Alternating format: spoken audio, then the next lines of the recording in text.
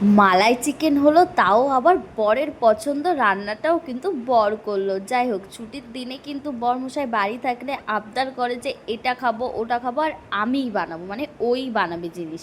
যাই হোক, আমি ময়দাটা মেখে দিয়েছি, আমাকে বলে দিয়েছে যে তুমি ময়দাটা মেখে রেখে দাও। আর এইদিকে দেখো, পেঁয়াজ রসুন সব কিছু, আদা ক্যাপসিকাম কিন্তু কুচি কুচি কুচি করে কেটে নিয়েছে, মিক্সচারে দেয়নি, যেতে মানে মুখে পড়লে কিন্তু খেতে খুবই ভালো লাগে। ওদিকে পেস্ট দিয়ে দিয়েছে আদা রসুনের, আর হচ্ছে জিরে ধনের গুঁড়ো, গোলমরিচের গুঁড়ো, যেটা কিন্তু খেতে খুবই সুন্দর হয়েছিল। আর এইগুলো কিন্তু সম্পূর্ণ কাঁচা লঙ্কা দিয়ে করেছিল। আর আমি নিজেই বলেছিলাম যে হালকা তোমার লবণ দাও, কারণ আমি জানতাম না যে বাটারে কিন্তু অনেক লবণ থাকে, কিন্তু কোনো লবণ বেশি হয়নি, খেতে খুবই সুন্দর হয়েছে। আর মালাই দিয়ে দেখো লাস্টে কিন্তু ধনেপাতা কাসুরি মেথি দিয়ে নামিয়ে নেওয়া হয়েছে। কালারটাও দেখেছো কতটা সুন্দর এসছে, আর খেতেও কিন্তু দারুণ রয়েছে।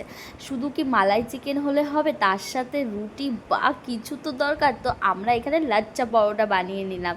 তো যাই হোক, এটা বেলতেও কিন্তু আমারই হয়েছে, কারণ আমার বর্মশাই বেলতে পারে না।